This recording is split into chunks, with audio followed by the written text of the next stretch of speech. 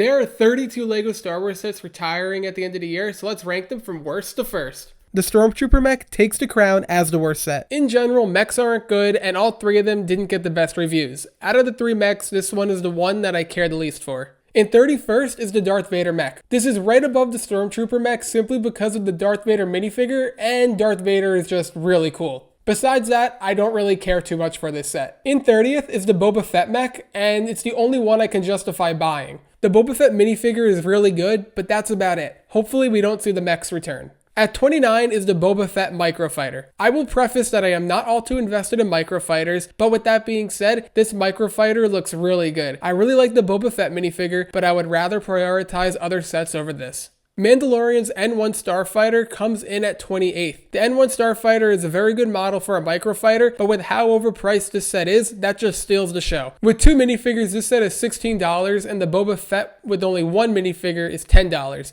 Even though there's the extra minifigure, I don't see how Mandalorian or Grogu really increased the price that much with such common minifigs. I do like the build, and the minifigures are really nice. The only downside is the price. At 27 is the Tanu Jedi Temple. Based off of the show Young Jedi Adventures, the Tanu Jedi Temple includes 3 really good minifigures, but that's about where the good in this set ends. It's overpriced and you can't army build with this set either unless you really want a Yoda army. Hopefully we get another Jedi Temple sometime in the near future. At 26 is the Spider Tank. In theory, it was a good set, but it ended up being underwhelming. Missing an entire part of the creature and it being basically a gray blob, it feels lackluster. The minifigures are Mandalorian with the new Darksaber hilt and an outstanding Bo-Katan minifig which really steals the show, and of course, Grogu. But overall, this set disappoints me, minifigures aside. At 25 is the Tusken Raider Brickhead. It's a very nice addition to the Brickhead line, and with how big of a role the Tusken Raiders played in the Book of Boba Fett, it was about time we got a Brickhead for Tusken Raiders. Overall, Brickheads are nice, but they're not my style of set. Number 24 is the Obi-Wan Kenobi and Darth Vader Brickheads. With the release of the Kenobi series, this was a perfect time for this set to come out, and once again, it's a nice addition to the Brickhead line, but Brickheads aren't necessarily my style of set. They're cool, but just not for me.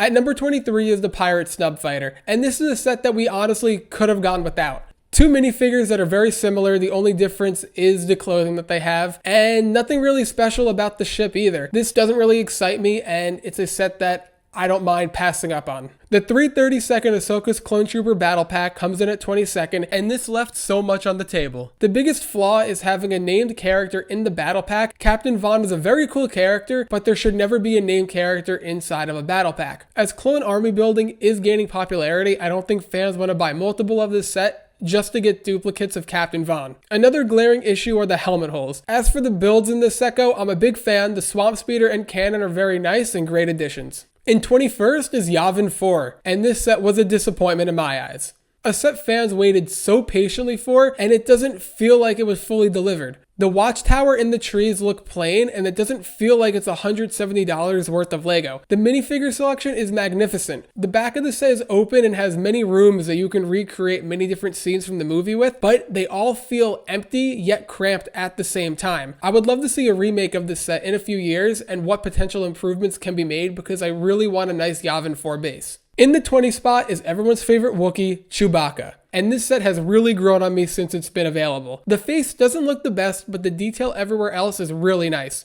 I really like the design of the crossbow. It's probably the best feature of the set, and let's not forget about the printed display plaque. With the addition of the $100 R2-D2 and the buildable C-3PO, a display of those 3 sets would look really nice. The Coruscant Guard gunship makes its way to the 19th spot, and it was a very unique idea. I really appreciate and applaud the idea for such a unique gunship, but the final product left so much room on the table for improvement. The 5 minifigures were very nice except for the fact that Commander Fox was shown no love. How we ended up with a pink chest plate still makes no sense. The gunship needed to be slightly bigger with the final product being too cramped. If it was a few more studs in length, it could have allowed for more room. But with what we have, I like the idea, but definitely could use some improvement. The 2023 501st Battle Pack comes in 18th.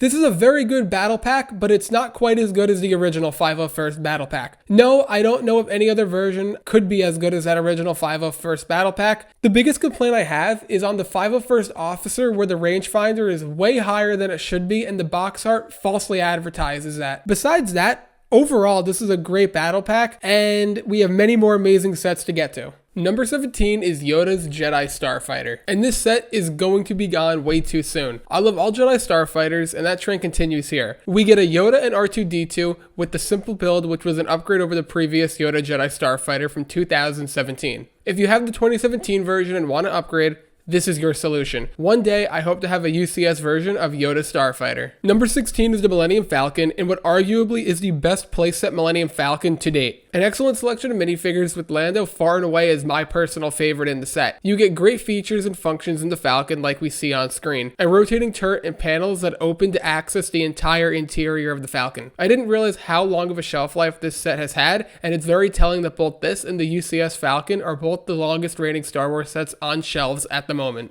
The Endor Speeder Chase diorama comes in at number 15. This set suffers from one major flaw in particular, which is the price at $80. I don't know if anyone can justify the retail price of this. Looking past the price, it's a pretty good set all in all. The minifigures are solid. I like the speeder bikes and the design of the trees with the greenery all around the set to really set up the scene. If the price was more reasonable, we'd be having a much different conversation about this set, and that's what's holding it back from being higher up on the list. The Darth Vader helmet comes in at number 14. I'm so sad to see the helmet sets retiring, as this was one of my favorite sublines, but all good things must come to an end. With so many great helmets, this joins them among the greats. The big downfall of this set is the mouthpiece. Why it's only halfway filled and not fully filled?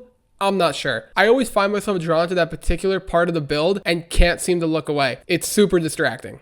It's a great set as a whole, but suffers from one major design flaw. 13th is the UCS Luke's Landspeeder. This set finally graces our presence, but now it's time to say goodbye. A great build with two great minifigs and what is a perfect UCS Landspeeder. LEGO has had many attempts to perfect this set with the amount of Landspeeders over the years. I see complaints of how minifigs look funny sitting in the set, but they're meant for the display stand, not to be put inside the set like a playset Landspeeder. It's a fun set and a well-designed one and a good addition to the UCS line. Number 12 is another helmet with Princess Leia's Boushh helmet. This is another great addition to the subline, and I'm very sad to see it go. I recommend you buy it if you haven't done so already. The colors on this set do a great job of showing us the detail from top to bottom, and the angles that they were able to create within the set really blow me away. All around, we can find details at every single angle we look at this set, and you can't go wrong with it. At number 11 is the Emperor's Throne Room diorama, and man, what a set this is. The Palpatine minifig is knocked out of the park, and so is his throne. The window and wall behind the throne look really nice, and when all the minifigs are displayed on the set, it really comes to life and is a phenomenal display piece. You can opt to have the 40th anniversary brick tile on the set or not on the set. That's totally up to you, and I really enjoyed the quote that they used to display on the set. Cracking the top 10 is the Fang Fighter vs. TIE Interceptor, one of my favorite sets from 2023, and what a year that was for LEGO. The main selling point for this set is the phenomenal TIE Interceptor. The scale matches the TIE Bomber and TIE Fighter that we've had in recent years. The Fang Fighter is nicely done, but wasn't too prominent in the scene that this set is supposed to happen in for the Season 3 of The Mandalorian. I really like the figs in the set, and I like both ships, and I have nothing bad to say.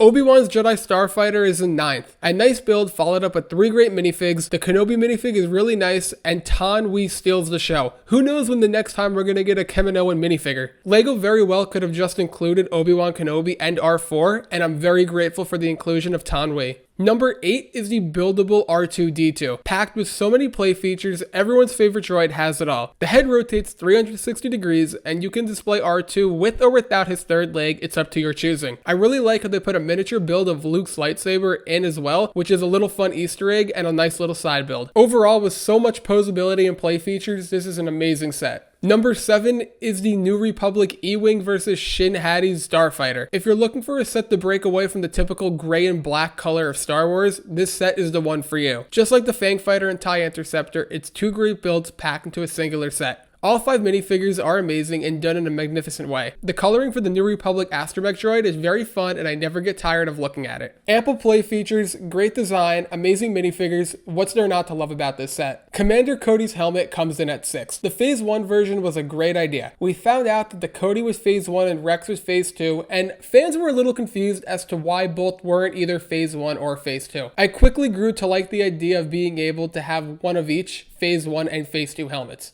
They did a nice job to recreate this helmet, and with it being Clone Wars related, fans were going to be extra picky, and I'm glad that it delivered. We move into the top 5 with the TIE Bomber, an elite build with elite minifigures at an elite price. This is the second ever TIE Bomber in LEGO Star Wars history, and they made the perfect model. The Gonk Droid takes the set over the top when they didn't need to include one, but the more Gonk Droids in our life, the better. At number 4 is the Ghost and Phantom 2. It's a massive upgrade from the previous iteration in 2014. An amazing selection of minifigures and the inclusion of the Phantom 2, this is a must-have for any fan of the ship. While it's sad to see this set retiring so soon, hopefully a UCS version will be releasing soon. Number 3 is the Executor Super Star Destroyer that brought back midi-scale in a great way. The sleek details and the Easter eggs packed into this set quickly made this a fan favorite. Out of all the midi-scale sets, this Super Star Destroyer is arguably the best one that we have so far. The Mos Eisley Cantina comes in at number 2, and this is one of the best LEGO Star Wars sets in recent history. Releasing in 2020, this set comes with an astonishing 21 minifigures. So much detail is packed to the set, and you can choose to display it in many different ways. At number 1, let's take a trip to Hoth with the AT-AT Walker. With all the playscale models we've gotten over the years, fans have been wondering when the UCS version would release. It's safe to say that the wait was very much worth it. With 6,785 pieces and standing just over 2 feet tall, this set makes some dogs look small. Ample features are packed inside,